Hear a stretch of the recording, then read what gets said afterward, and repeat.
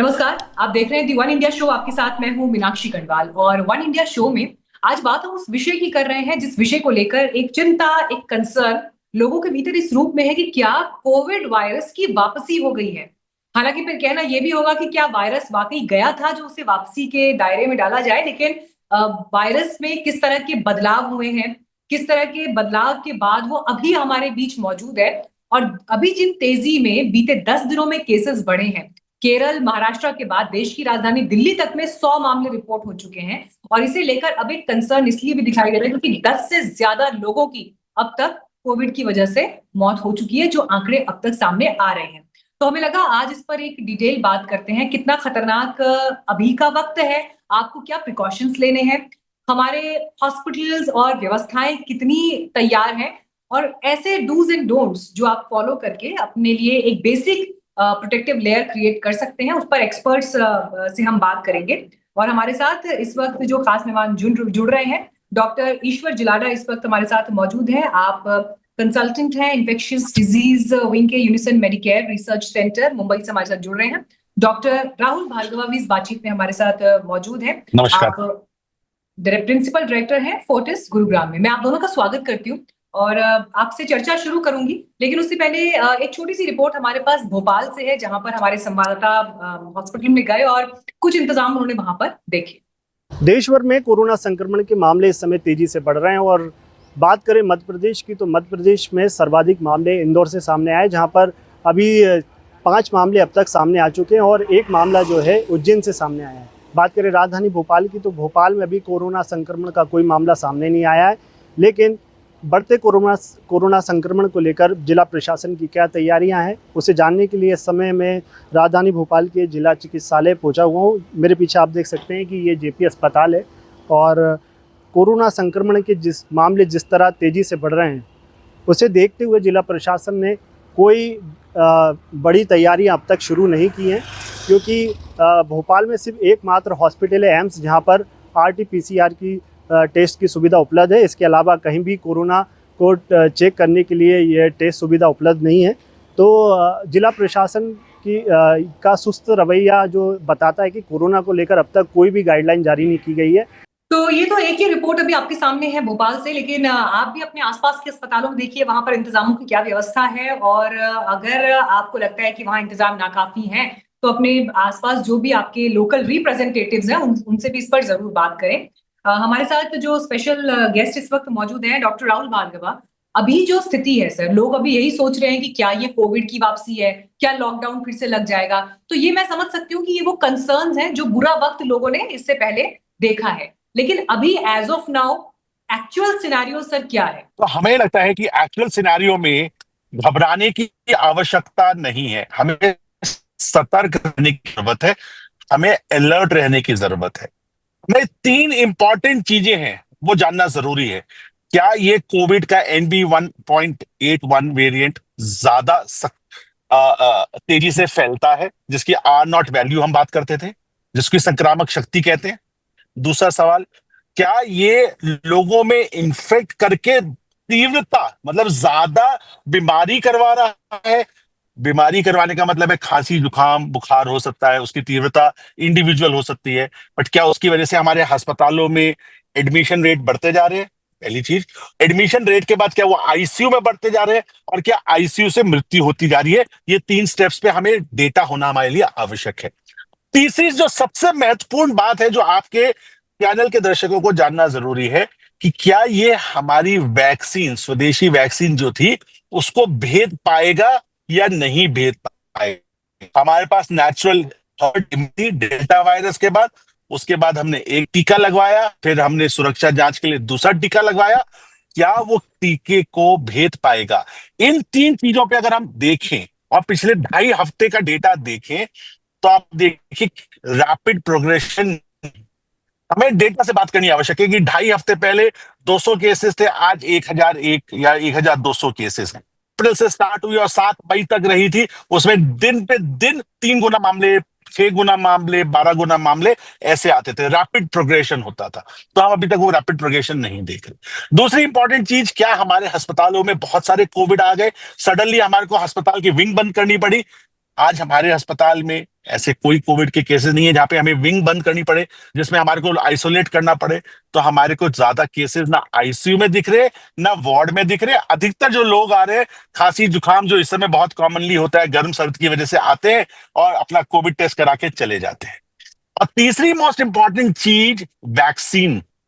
अब ये शोध का काम है जो देश के लिए करना चाहिए कि हमारे को टाइटर्स देखने चाहिए, हमारे को वैक्सीनेशन के बारे में बात करनी चाहिए, रिकिंडल करनी चाहिए अप्रोच कि कौन सा वो ग्रुप है। 3 ग्रुपों में बांट दे, बच्चे बूढ़े और बच्चे जवान और बूढ़े जो 50 साल से ऊपर है, या हाईली वनरेबल ग्रुप, क्या उनमें टीकाकरण होना चाहिए। इस बात पे डिबेट होनी चाहिए। बट मुझे नहीं लगता आज के डेटा को देख के कि हमें कोई बहुत ज्यादा घबराने की आवश्यकता है। चुस्त रहना चाहिए, सुरक्षित रहना चाहिए, जागरूक रहना चाहिए, हमारे को अवेयर रहना चाहिए, तैयार रहना चाहिए, पर चिंतित नहीं होना चाहिए। ये मैसेज है। ठीक है। हमारे पास नोएडा से भी डेप्यूटी सीएमओ का स्टेटमेंट है, क्योंकि नोएडा में भी करीब 4 से 5 केसेस अभी तक जो है वो रिपोर्ट हुए हैं। और उस पर उन्होंने क्या कहा है, ये इसलिए भी इंपॉर्टेंट हो जाता है क्योंकि दिल्ली में अगर 100 अराउंड केसेस आ गए हैं तो जो एडजॉइनिंग एरियाज है, एनसीआर के एरियाज है, वहां की स्थिति पर भी एक संकेत यहाँ से जरूर मिलता है। आज की डेट में जो जिले में टोटल कोविड की जो एक्टिव केस है वो 19 है, जिसमें से 11 फीमेल हैं, 8 मेल हैं। और बात अगर एज की करें तो जो मिनिमम एज वो 24 है और मैक्सिमम एज 71 है। सभी जितने भी लोग हैं, सभी में जो सिम्टम हैं बहुत कॉमन कोल्ड के हैं, सामान्य एक जुकाम के हैं। किसी भी तरह की कोई सीवियरिटी नहीं है, कोई पैनिक होने की आवश्यकता नहीं है। और सभी लोग होम आइसोलेशन में हैं। हमारी टीम रेगुलर उनको कॉल कर रही है और उनका पूरा सुपरविजन हमारे द्वारा किया जा रहा है। तो जिन केसेस की मैं बात कर रही थी, 4 से 5 नए केसेस हैं जो रिपोर्ट हुए हैं। इन टोटलिटी जो सीएमओ भी जानकारी भी दे रहे हैं कि ऑलमोस्ट 19 के आसपास ये केसेस अभी तक रिपोर्ट हो चुके हैं। डॉक्टर ईश्वर जिलाडा, जो अभी तक का डेटा हमारे पास अवेलेबल है और जिस तरह से तेजी दिखाई दी, महाराष्ट्र में नंबर ज्यादा है, केरल में नंबर ज्यादा है, और मैं सिर्फ भारत की बात नहीं कर रही, जो बाकी एशियन कंट्रीज हैं, सिंगापुर, थाईलैंड, इन सब जगहों पर जिस तरह से केसेस रिपोर्ट हो रहे हैं, क्योंकि लोगों की ट्रैवलिंग भी होगी, आना जाना होगा, इस लिहाज से अभी की सिचुएशन पर क्या कहना ठीक होगा कि चिंताजनक है, या वाकई आप अपने नॉर्मल रूटीन को फॉलो करेंगे और थोड़ा सा सेफ होकर चलेंगे तो आपके लिए बेहतर है हालात? मीनाक्षी जी, बहुत बहुत धन्यवाद कि आपने मुझे इस शो पर बुलाया। और दूसरी अच्छी बात यह है कि राहुल भी हमारे शो में है, जो एक अच्छे कारगर चिकित्सक है, अलार्मिस्ट नहीं है। कई लोग अलार्मिस्ट होते हैं, डरा देते हैं, धमका देते हैं, और डराने धमकाने से कोविड पे मात नहीं कर सकते हम।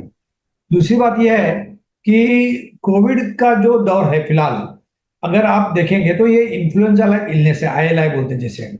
और ILI के अंदर है influenza A, influenza B, RSV ने respiratory syncytial virus, para influenza, mycoplasma, adeno virus and Covid. कभी कोई ऊपर जाता है, कभी कोई नीचे आता है, और फिलहाल ऐसा लग रहा है कि कोविड ऊपर जा रहा है। लेकिन कोविड ऊपर जाने से हमारा पूरा central government, state government, local self government, media सब कोविड सेंट्रिक बन जाए, ये गलत है। क्योंकि अगर इस ढंग की पॉलिसी करनी है तो इन्फ्लुएंजा के लिए पॉलिसी क्यों नहीं है, RSV के लिए पॉलिसी क्यों नहीं है? आज तक किसी ने यह साबित नहीं किया 2.5 साल के अंदर कि जो भी कोविड का थोड़ा थोड़ा आउटब्रेक आता है उसके वजह से इन्फ्लुएंजा से ज्यादा मौतें हो रही है या RSV से ज्यादा मौतें हो रही है, वो नहीं हो रही है। दूसरी महत्वपूर्ण बात यह है कि अभी तक टोटल 5 वेरिएंट आए पूरे 5 साल के अंदर, alpha, beta, delta, gamma and Omicron. और 2.5 साल के अंदर ओमिक्रॉन के बाद में कोई दूसरा वेरिएंट नहीं आया। जो भी वेरिएंट आ रहे हैं और नाम जिसको वेरिएंट देते हैं मीडिया, वो सब वेरिएंट है। तो JN.1 है, LE7 है, वो आपका NB 1.8.1 है, या फिर BA.2.86 है। ये सब के सब वेरिएंट है। जैसा एक पेड़ है उसके कई ब्रांचेस है, ब्रांच के सब ब्रांचेस है। तो जब तक कोई नया वेरिएंट नहीं आएगा हमें चिंता की बात नहीं है। ये क्यों नहीं है? इसके 2 मुख्य कारण है।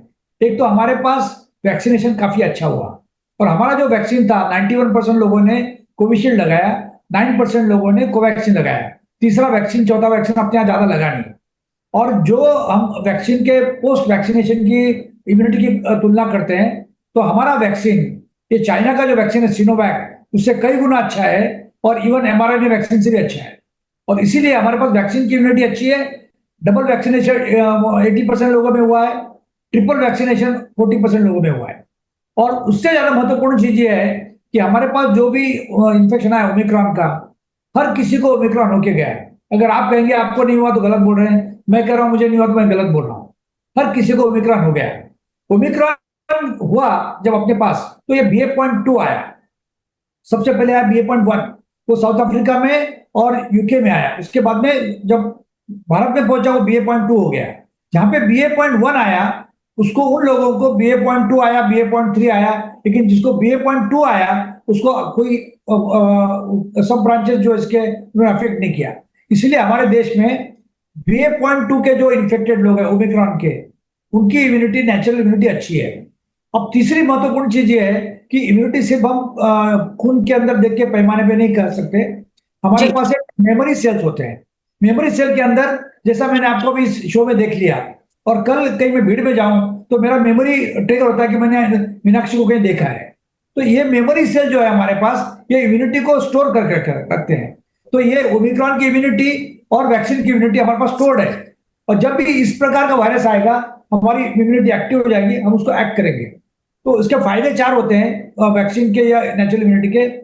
दूसरा, इन्फेक्शन होता नहीं है, हुआ तो बहुत माइल्ड होता है, और माइल्ड हुआ तो आप हॉस्पिटल में नहीं पहुंचते, आपको आईसीयू नहीं होते, आप पहुंचते, वेंटिलेटर नहीं लगता और मरते नहीं है। अब जितने डेथ हो रहे हैं, आप हर एक की डेथ की पूरी विश्लेषण कर लो, ये सब के सब कोमॉर्बिडिटीज के अंदर डेथ हुई है। कोमॉर्बिडिटीज का मतलब है कोई कैंसर के ट्रीटमेंट में है, कोई स्टीरॉइड के ट्रीटमेंट ले रहा है, किसी को अनकंट्रोल्ड डायबिटीज है, किसी की एज बहुत ज्यादा है।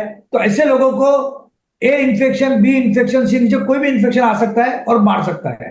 तो उसका मतलब ये नहीं कि वो कोविड से मर रहे हैं, वो अपने लॉस ऑफ इम्यूनिटी से मर रहे हैं। अब सवाल आता है जनता का, जनता क्या करती है? दुख में सुमिरन सब करे, सुख में करे न कोई, जो सुख में सुमिरन करे तो दुख कायक हो गए। तो हमारे पास जब कोविड आया, हमारे पास मौतें हुई, हर एक के परिवार से कोई कोई मर गया, उसके बावजूद भी हम सुधरे हैं क्या? आज तक मुझे एक भी स्मोकर नहीं दिखा कि जिसने कोविड की वजह से स्मोकिंग बंद किया है। तो आप खुद की आदतें बदलना नहीं चाहते, और इम्यूनिटी तो बोलते हैं, अब इम्यूनिटी साल भर अच्छी रखो, खाली कोविड के दौरान अच्छी रखने की जरूरत नहीं है। तो इम्यूनिटी अच्छी रखने के लिए हम क्या करते हैं? कुछ नहीं करते हैं। तो इसका मतलब यह है कि हमारा जो आचरण है, हमारा जो व्यवहार है, वो साल भर अच्छा चाहिए, सिर्फ कोविड के लिए नहीं। डॉक्टर राहुल, क्या अब कोविड नॉर्मल है, न्यू नॉर्मल है, कि अब ये ऐसे ही चलेगा, हमें इसके साथ ही जीना है? क्योंकि होता क्या है कि अमूमन जब हम भी न्यूज में इस तरह के डिस्कशंस करते हैं, जब केसेस में अचानक तेजी दिखाई देती है, तो फिर उसकी अवेयरनेस और उस पर बात करना जरूरी हो जाता है। लेकिन समवेयर क्या अब ये फैक्ट है कि अब ये रहेगा हमारे साथ, और हमें अपने तौर तरीकों को, अपने जीवन को इसके हिसाब से ढालना है और तैयार करना है? मीनाक्षी जी, बहुत ही अच्छा सवाल है और पर्टिनेंट सवाल है। इस पे डॉक्टर ईश्वर, क्योंकि इतने व्याख्यान करते हैं और इतने इंटेलिजेंट डॉक्टर हैं, जिनकी वजह से इतना देश प्रभावित होता है और सच्चाई उन तक पहुंच पाती है, उन्हीं के माध्यम से मैं ये बात बोलूंगा कि कोविड कहीं नहीं जाएगा। जिस दिन कोविड ने अपना प्रारूप चमगादड़ से बदल के हम में आया, उस दिन ने उसने ठान लिया कि वो इंसान के साथ रहेगा। डेल्टा वेव के साथ इंसान ने ठान लिया कि वो कोविड से जीत के रहेगा, ना कि हार के रहेगा। इन्फ्लुएंजा वायरस कभी गया क्या मीनाक्षी जी? अमेरिका में 1918 से कितने इन्फ्लुएंजा केसेस होते हैं, कितनी मौतें होती हैं, हर महीने का ब्यौरा है। अब जरूरत है देश को डेटा ड्रिवन होने की, ना कि फियर ड्रिवन होने की। क्योंकि डेटा जब होता है ना मीनाक्षी जी, तो अगर आप हिस्टोरिकल रिकॉर्ड रखेंगे अप नॉर्थ में वेरिएशन से, गर्मी सर्दी के वेरिएशन से, मानसून के वेरिएशन से और सर्दी के वेरिएशन से, तो आप देखेंगे कि क्लियर कट ट्रेंड 400 से 500 केस हर महीने आते हैं। वो कोई भी सीजन हो, उसमें मृत्यु नहीं होती, फिर उसकी मृत्यु दर कैलकुलेट की जाती है और फिर कहा जाता है कि हाँ अब ये घातक होता जा रहा है। इन्फ्लुएंजा आज तक गया क्या मीनाक्षी जी? नहीं गया। कोविड नहीं जाएगा दोस्तों, कोविड हमारे साथ रहेगा। हमारे आचरण अनुसार कोविड अपना प्रारूप और स्वरूप बदलता रहेगा। पर जैसा डॉक्टर ईश्वर ने कहा, सब ब्रांचेस हैं, घबराने की आवश्यकता बिल्कुल नहीं है। जब हम टेस्ट करेंगे, खांसी जुकाम में जब टेस्ट करेंगे मीनाक्षी जी, हम जब टेस्टिंग को घटा देंगे, हमारे को कोविड नहीं दिखेगा। जब हम टेस्ट करेंगे, हमें कोविड दिखेगा। अभी क्योंकि चाइना, सिंगापुर से खबर आई, हमने अपनी टेस्टिंग बढ़ाई तो वो 1000 हो गया। उसका बेसल स्तर क्या है मीनाक्षी जी? क्या बेसल स्तर 0 है? नहीं। अगर हम अमेरिका का डेटा देखें, 500, 600, 1000 केसेस हर महीने आते हैं। अभी भी आ रहे हैं। तो इसीलिए दोस्तों और श्रोतागणों, कोविड से मत डरिए, अपने आचरण को बदलिए। जैसे डॉक्टर ईश्वर ने कहा, अगर हमारे को 2047 का समृद्ध भारत बनना है, पावरफुल भारत बनना है, उसकी शुरुआत जो होगी वो स्वस्थ भारत से होगी। और रोज का आचरण एसआईपी की तरह है, जो एक साल में आपको प्रॉफिट नहीं देता, वो आपको 5 साल बाद क्यूमुलेटिव प्रॉफिट देता है। इसीलिए कोविड से डरना नहीं है, कोविड साथ रहेगा। वैक्सीन हेजिटेंसी ना दिखाएं, इन्फ्लुएंजा की वैक्सीन जरूर लगवाएं। और शोधकर्ताओं से मेरा एक ही निवेदन रहेगा आपके चैनल के माध्यम से, कि जो फेनिंग इम्यूनिटी है, जो डॉक्टर ईश्वर ने कहा मेमोरी, डॉक्टर ईश्वर, जब मैं थोड़ा थोड़ा बूढ़ा होने लगता हूं तो मैं मीनाक्षी जी को और आपको पहचान नहीं पाता।